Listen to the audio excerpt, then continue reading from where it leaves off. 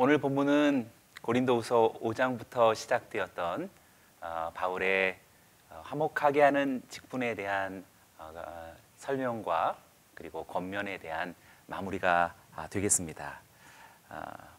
고린도로 파송되었던 디도가 돌아오게 됨으로 인해서 아주 큰 위로를 얻게 되었고요. 그 내용은 고린도 성도들의 삶의 변화였습니다. 그 삶의 변화는 디도를 포함해서 바울 사도와 그 일행 모두에게 큰 기쁨을 가져다 주게 되고 나아가서 더 깊은 신뢰로 이끌어가게 되었습니다. 이 모든 아름다운 일들의 그 원인은 바로 근심 속에 있었는데요. 바로 그 근심이 하나님의 뜻대로 한 근심이라고 사도 바울이 오늘 본문을 통해 말해주고 있습니다. 오늘 우리 모두에게도 걱정과 근심이 없을 수 없겠지만 그 근심이 어떤 종류의 근심이냐에 따라서 오늘 본문처럼 우리들에게 풍성한 위로, 또 누군가에게 커다란 기쁨, 나아가서 더 깊어지는 신뢰로 그렇게 이끌어가는 능력이 주어지기를 원합니다. 8절의 말씀을 읽어봅니다. 내가 편지로 인해 여러분을 근심하게 했다 할지라도 지금은 후회하지 않습니다. 내 편지가 여러분을 잠시 상심하게 했다는 것을 내가 알고 후회하기는 했으나. 8절에서 바울이 이미 보낸 편지를 언급하고 있는데요. 이 편지의 존재는 벌써 고린도서 2장 4절에서 언급했었죠. 나는 큰 환난과 마음의 고통으로 인해 많은 눈물로 여러분에게 썼습니다. 이는 여러분을 근심하게 하려 한 것이 아니라 여러분에 대해 넘치는 사랑이 내게 있음을 알게 하려는 것입니다. 바울이 여기서 말하고 있는 많은 눈물로 썼다라고 하는 그 깊은 슬픔이 이전에 썼던 편지라고 한다면 아마도 고린도 후서니까 고린도 전서를 생각할 수 있겠지만 고린도 전서에서는 그런 어떤 슬픔의 기운이 보여지지 않습니다. 그래서 대부분의 학자들은 고린도 전서 이후에 고린도 후서 그 사이에 어떤 편지가 있었던 것이다. 그러나 지금 유실된 것으로 그렇게 여기고 있지요. 많은 눈물로 쓴 편지라고 해서 이 편지를 가리켜 눈물의 편지라고 그렇게 부르고 있는 것입니다. 바울은 이 편지 보냈던 것을 잠시 후회했다라고 말합니다. 왜냐하면 이 편지로 인해서 고린도 성도들이 잠시 동안 근심했을 것이기 때문입니다. 그러나 또 오늘 이 8절 말씀에 지금은 후회하지 않는다라고 그렇게 단언합니다. 9절의 말씀을 보시죠. 지금은 내가 기뻐하고 있습니다. 왜냐하면 여러분을 근심하게 했기 때문이 아니라 그 근심으로 화해하게 됐기 때문입니다. 여러분은 하나님의 뜻대로 근심한 것이므로 결국 여러분은 아무것도 손해를 본 것이 없습니다. 아마도 바울은 이 눈물의 편지로 인해서 심한 마음고생을 했던 것 같습니다. 행여나 이것이 그들에게 심한 마음의 근심을 일으키고 그로 인하여서 오히려 신앙에 역효과를 가져오는 것이 아닌가라는 걱정 때문이었는데요. 그것은 기우에 불과했습니다. 바울은 자신의 편지로 인해서 고린도 성도들이 근심의 차원에 머무르지 않고 오히려 회개함으로 나아갔다라는 소식을 듣고 너무나 기뻐했습니다. 이 편지가 잠시 고린도 성도들의 마음을 아프게 할 수 있었고 또 근심할 수 있었겠지만 그로 인해서 바울에게 잠시 동안 후회를 갖게도 했지만 결과적으로 고린도 성도들이 마침내 회개에 이르렀기 때문에 기뻐하지 않을 수 없었던 것입니다. 때문에 고린도전서와 또 고린도 후서 사이에서 보내어진 이 눈물의 편지의 주된 내용은 다름 아닌 고린도 성도들에게 회개를 촉구하는 조금은 강하고 준엄한 내용이 담겨져 있었던 것입니다. 회개를 촉구하는 편지라고 말할 때 여기서 말하는 이 회개란 단순히 어떤 종교적인 고민 또는 후회, 그런 반성쯤을 이야기하는 것이 아닙니다. 진정한 회개란 개인의 죄악에서 돌이켜서 하나님께로 나아가는 전인격적인 방향 전환이라고 말할 수 있겠습니다. 고린도 성도들은 바울의 이 편지로 인해서 전인격적인 방향 전환, 곧 삶의 변화를 이끌어내게 되었던 것입니다. 바울은 이렇게 회개에 이르게 하는 그러한 근심을 가리켜서 하나님의 뜻대로 한 근심이다라고 그렇게 표현하고 있습니다. 바울의 편지로 말미암은 일이지만 그것은 근본적으로 하나님의 뜻대로 하나님을 따라 이루어진 일이다라고 밝히고 있는 것입니다. 자기 자신의 어떤 끊임없는 노력이나 또 편지의 어떤 강한 그런 설득력으로 인해서 그들이 회개에 이르게 된 것이 아니라 하나님의 뜻을 따라 하나님을 따라 하게 된 근심이다라는 그런 아주 중요한 표현이 되겠습니다. 우리 모두에게도 그 진정한 근원이 어디서부터 출발하는지 자기를 부인하고 하나님의 인도하심과 하나님의 전적인 역사를 우리는 시시로 인정해야 할 것입니다. 그 결과는 무엇입니까?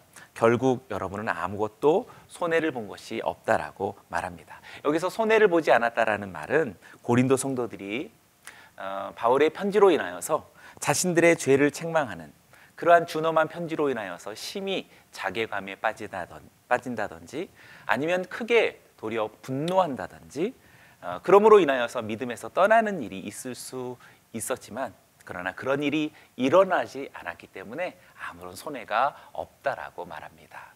하나님의 뜻대로 하는 근심은 결코 손해가 있지 않습니다.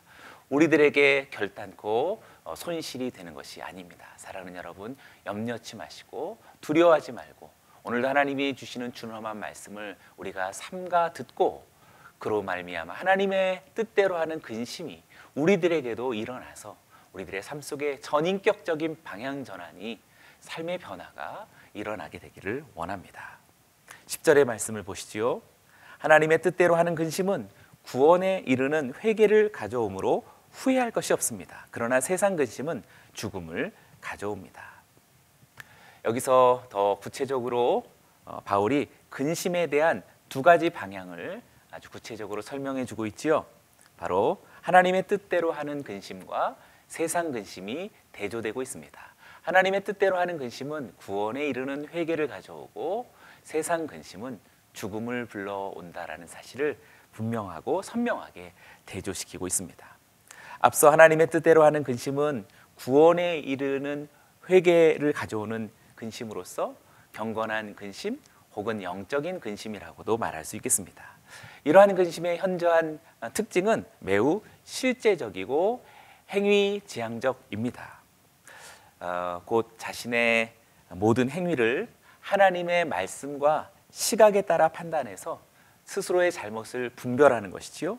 그리고 하나님과 이웃에 대해서 자신의 어떤 그릇됨에 대한 엄중히 돌이키는 회개하는 일로 이끄는 그런 근심이라고 말할 수 있겠습니다. 이런 근심은 결단코 후회할 것이 없습니다. 얼마나 이러한 근심이 아름다운 것인가요? 능력 있는 것인가요? 우리 모두에게도 이러한 하나님의 뜻대로 하는 근심이 우리 안에서 주님의 영과 말씀의 도우심을 따라 불일듯하게 일어나게 되기를 원합니다. 그러나 반면에 이와 상반되어진 근심이 바로 세상 근심입니다. 바울은 이 세상 근심이 사망을 불러온다라고 말하고 있습니다.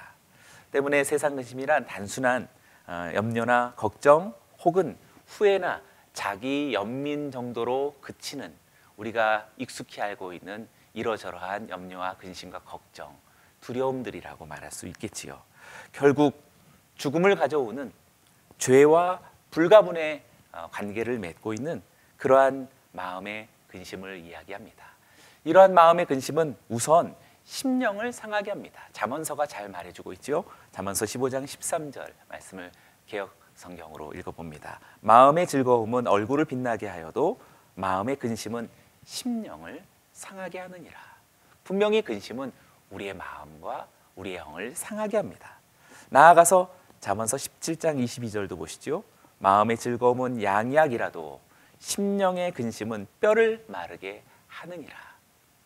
이러한 심령의 근심은 결국 뼈를 마르게 합니다. 결국 우리들의 육체와 몸을 상하게 만드는 것이지요. 결국에 마음이 상하고 우리의 뼈가 또 몸이 육체가 상함으로 인해서 점점 죽음으로 향해 가는 것이라 말할 수 있겠습니다. 11절을 함께 봅니다. 보십시오. 하나님의 뜻대로 하는 이 근심이 여러분에게 얼마나 간절함을 불러일으키며 변호함과 의분과 두려움과 사모함과 열심과 응징의 마음을 불러일으켰습니까? 여러분은 모든 일에 여러분 자신의 깨끗함을 보여주었습니다. 세상 근심으로 치달을 수 있었고 세상 근심으로 그칠 수 있었던 고린도 성도들이 그렇지 않고 하나님의 뜻대로 하는 근심으로 인해서 놀라운 방향전환, 삶의 변화가 나타났던 것입니다. 바울이 얼마나 이것이 감격스러웠는지 보십시오라고 하는 감탄사를 사용하면서 하나님의 뜻대로 하는 근심이 가져다 준 고린도 성도들에게 나타난 구체적인 삶의 변화 6가지를 열거하고 있습니다. 한번 볼까요? 무엇입니까? 얼마나 간절하게 불러일으켰습니까?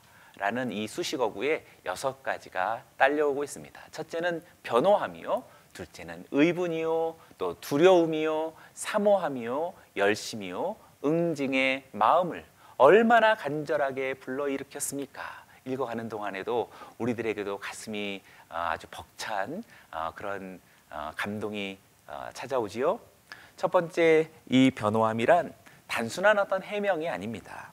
그것은 자신의 죄를 인정하고 용서를 구하는 것이라 말할 수 있겠고, 여기서 말하는 의분이란 단순한 혈기가 아닙니다. 그것은 자신의 죄에 대해서 스스로 분노하는 것이라 말할 수 있겠고, 두려움이란 단순한 공포가 아니라 하나님의 구원과 심판을 경외하는 것이다 라고 말할 수 있습니다. 또한 사모함이란 서로 간의 관계가 더욱더 온전케 되기를 간절히 바라는 것이고요. 열심이란 하나님을 향하여서 열심을 내는 것을 이야기합니다. 또 마지막 응징의 마음이란 어지럽히는 자에 대하여서 그를 온전히 책망하고 바로 세우는 것을 이야기합니다. 이러한 모습이 고린도 성도들에게 나타났다라는 사실입니다. 얼마나 간절하게 불러일으켰는지를 이렇게 열거하고 있던 것입니다. 오늘 이 6가지가 오늘 성도님들에게도 고스란히 나타나게 되기를 원합니다. 우리들에게도 정말 변호함이, 의분이, 두려움이, 사모함이, 열심이, 응징의 마음들이 간절하게 불러일으켜지는 그런 하나님의 뜻대로 하는 근심이 우리들에게도 작용할 수 있기를 주의 이름으로 축원합니다. 12절을 보시지요. 그러므로 내가 여러분에게 편지를 쓴 이유는 불의를 행한 사람이나 불의를 당한 사람을 위한 것이 아니라 우리에 대한 여러분의 간절함이 하나님 앞에서 여러분에게 밝히 드러나게 하려는 것입니다. 다시 한번 바울 사도가 여기서 자신의 이 눈물의 편지를 쓴 목적을 밝히고 있지요. 앞서는 회개를 이야기했다라고 말하지만 이것이 굉장히 어떻게 보면 바울의 문학적인 아주 성숙하고 수준 높은 표현인데요. 그의 편지가 회개를 촉구하는 것이었지만 사실상 불의를 행하거나 혹은 불의를 당한 자를 위한 것이 아니다라고 말해주고 있습니다. 바울에게 편지의 본질적인 목적은 바울 일행에게 대한 고린도 성도들의 그 간절함이 하나님 앞에서 드러나게 하려는 것이었다라고 이야기하고 있습니다. 그러니 여기서도 우리가 잘 알 수 있겠습니다.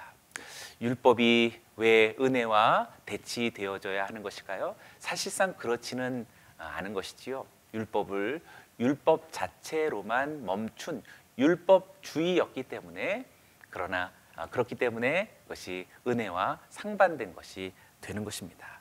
마찬가지지요. 지금 여기서 회개를 촉구한다고 해서 계속 회개를 강조하고 불의와 또 불의를 행한 자들의 어떤 문제점에만 집착했다면 그 편지는 스스로 근심, 하나님 뜻대로 하는 근심을 불러일으키지 못했을 것입니다. 이와 같이 고린도 성도들의 진정한 간절함이 하나님 앞에서 드러나게 하려는 것이 바로 목적이었다라고 이야기하고 있습니다. 그들의 열심과 진심이 하나님 앞에서 분명하게 나타나게 하려는 것이었지요. 우리 모두의 경책과 우리 모두의 권면과 우리 모두의 충고도 이렇게 전적인 하나님 앞에서의 우리의 진실성이 드러나게 해주려는 그러한 동기를 가진, 그러한 사랑을 가진 책망과 권면과 경책이라면 그것은 틀림없이 오늘과 같은 선한 열매를 맺을 것입니다. 13절을 보시지요.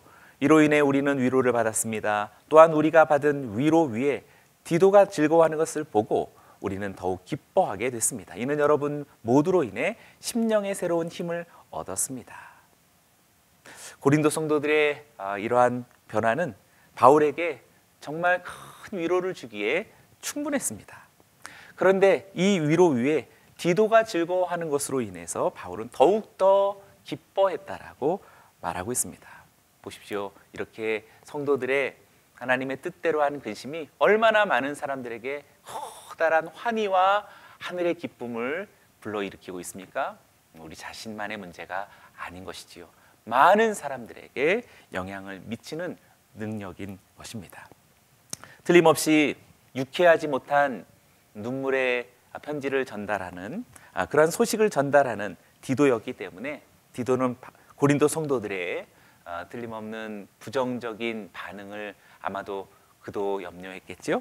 그런데 고린도 성도들의 의외의 반응을 보고서 디도는 심령에 새로운 힘을 얻었다라고 말하고 있습니다. 심령에 새로운 힘을 불러일으킨 바로 그것도 역시 고린도 성도들의 하나님의 뜻대로 했던 근심으로 말미암았던 사실입니다.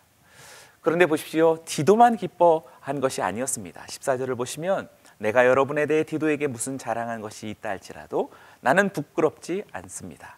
우리가 여러분에게 말한 모든 것이 사실이었던 것처럼 우리가 디도에게 한 자랑도 사실이기 때문입니다.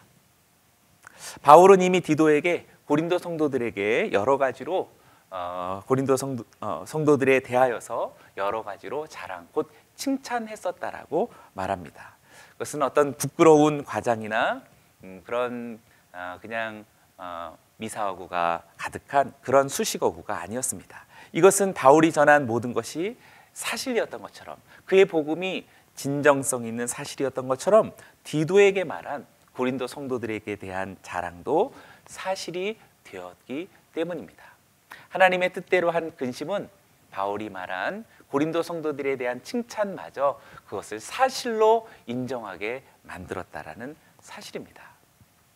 15절을 또 보십시오. 디도는 여러분 모두가 두렵고 떨리는 마음으로 자기를 받아들여주고 순종한 것을 기억하며 여러분에 대한 애정이 더욱 깊어졌습니다. 여기서 우리는 디도의 심령에 새로운 힘을 북돋아 주었던 이 기쁨이 구체적으로 무엇인지 확인할 수 있었던 것이지요. 붉게 표현했었는데요. 고린도 성도들 모두가 두렵고 떨리는 마음으로 자신을 받아주었고 순종한 것이다라고 말하고 있습니다. 네, 디도의 심령에 새로운 힘은 다른 어떤 물질적인 것에 있지 않았고 그리고 어떤 구조적인 인프라 속에 있지 않았습니다. 디도가 정말 바라던 진정한 기쁨과 새 힘의 그 배경은 고린도 성도들의 순종에 있었다라는 것을 보게 됩니다. 그러니 하나님의 뜻대로 한 근심이 이렇게 순종을 불러왔다라는 사실도 알게 되지요. 두렵고 떨리는 마음을 갖는 그런 진정한 경외심도 우리는 읽어낼 수 있습니다. 그러니 오늘 설교의 제목이 되어진 하나님의 뜻대로 하는 근심이 오늘 우리 성도님 모두에게 3월로부터 시작되어지는 새로운 계절과 새로운 우리의 삶의 여정 속에 우리의 삶 속에 능력 있게 이 거룩한 근심이 살아나게 되기를 원합니다. 디도는 고린도 성도들을 향한 애정이 더욱더 깊어져 갔다라고 말하고 있습니다. 단지 심령의 새로운 힘만이 아니라 디도의 고린도 성도들을 향한 애정은 점점 더 뜨거운 사랑으로 그렇게 깊어져 갔다라고 이야기합니다. 지금 왜 이렇게 디도의 마음을 자세하게 소개해 주는지 조금 의문이 되지요. 디도의 상황을 설명하는 것은 좋지만 조금 자세하게 좀 지나칠 만큼 언급되고 있다라고 느껴집니다. 아마도 우리는 사도행전에서 이 디도가 언급되지 않아서 특히 중요한 인물로 그렇게 여기고 있지는 않은 것 같습니다. 그러나 지금 바울 서신 속에 디도는 예루살렘의 가난한 자들을 위한 바울의 구제 헌금에 있어서 대단히 중요한 인물로서 지금 그 역할을 감당하고 있는 것입니다. 앞으로 우리가 묵상하게 될 고린도후서 8장과 9장의 전체 주제가 바로 이 구제 헌금에 관한 내용인데요. 이미 이 7장에서부터 디도가 등장하면서 그가 얼마나 신뢰할 만한 사람인지를 소개해주고 있는 것입니다. 이렇게 신뢰할 만한 사람이어야 이제 바울이 그 디도를 통해서 예루살렘 교회를 위한 헌금을 거두고 그것을 권면하는 그런 대리자로 임명하고 또 그 사명을 부여하기 때문입니다. 고린도 성도들과 또 디도와의 뜨거운 신뢰와 사랑은 이를 통하여서 이제 바울이 고린도 성도들에게 구제 헌금을 다시 시작하도록 권면하는 중요한 배경이 되기 때문입니다. 우리에게는 다소 생소한 디도가 강하게 강조된다든지 우리들이 소중히 여기고 있는 구제 헌금이 아무리 중요하고 의미 있는 것이라 할지라도 고린도후서 8장과 9장 전체에 그렇게 많은 분량을 할애할 만큼 중요할까라고 생각해 볼 때 바로 오늘 하나님의 뜻대로 하는 근심이 이제 우리들에게 위로를 주고 또 우리들에게 기쁨을 가져오며 새로운 힘도 주고 또 순종에 따르는 뜨거운 사랑으로서 애정으로서 발전되어져 가는 신뢰를 일으킨다라는 엄청난 그런 능력이 되어지는 근심이기에 중요한 것이지만 그러나 그것으로 멈추지 않고요. 예루살렘을 위한 구제 헌금은 결국 하나님의 온 세상을 향한 지상 사명을 이루어 나가는 바울 이야기의 그러한 실마리들이 되고 있다라는 사실을 우리는 사도행전에서도 또 바울 서신 속에서도 보게 되는 것입니다. 그래서 이제 우리는 하나님의 뜻대로 하는 근심이 우리 각 사람의 위로와 또 기쁨뿐만 아니라 열국을 향한 하나님의 선교를 이루어 나아가는 그러한 방법이며 동기가 되어지는 구제 헌금을 불러일으키는 디도가 이 일을 이제 착수하기 시작한다라는 그러한 놀라운 오늘 하나님의 말씀이 됩니다. 16절 마지막 구절이 그것을 단적으로 설명해 주지요. 나는 여러분을 전적으로 신뢰할 수 있게 돼 기쁩니다. 네, 어떻게 보면 이 19절이 모든 것을 설명해 주는 듯합니다. 바울의 눈물의 편지는 고린도 성도들의 근심을 불러왔지만 그러나 그 근심은 부정적인 세상 근심이 아니라 하나님의 뜻대로 하는 근심이었습니다. 그래서 그 근심은 고린도 성도들의 변화와 순종을 가져오게 되었던 것이지요. 그리고 그 변화와 순종은 곧 디도에 대한 환대와 또한 순종으로도 나아가게 되었던 것입니다. 그리고 또한 디도도 역시 고린도 성도들에게 대해서 더 깊은 애정으로서 발전되어 갔던 것이죠. 고린도 성도와 디도만이 아니라 바울 사도 역시 고린도 성도들에 대해서 전적인 신뢰를 갖게 됐다라고 말하고 있습니다. 이렇게 3자가 모두 다 하나님의 뜻대로 하는 근심으로 통하여서 놀라운 하나 되어져 감을 우리들에게 보여주고 있고 이 볼륨과 또 이 크기는 점점 더 늘어나게 된다라는 사실이 이제 예루살렘 구제 헌금을 통한 하나님의 이야기가 펼쳐지게 되는 것입니다. 사랑하는 여러분, 오늘 우리들의 삶 속에도 또 신앙에도 하나님의 뜻대로 하는 근심을 쫓아 그 근심이 얼마나 많은 사람들에게 위로를 또한 기쁨을 또한 소망을 그리고 삶의 변화를 나아가서 열국을 향한 하나님 나라의 긍휼과 또 생명을 구원하시는 능력의 전파가 되는지 우리가 보았습니다. 오늘 이 말씀이 성도님들의 삶 속에 고스란히 이루어지기를 주의 이름으로 축원합니다. 기도하겠습니다.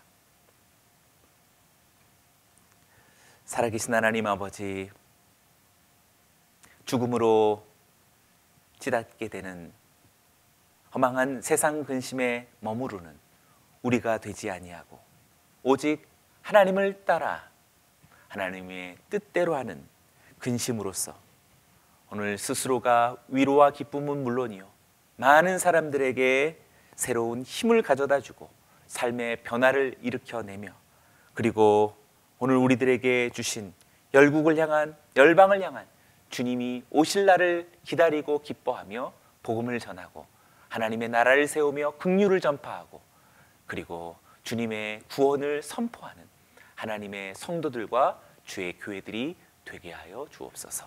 감사하며 예수님의 이름으로 기도드리옵나이다.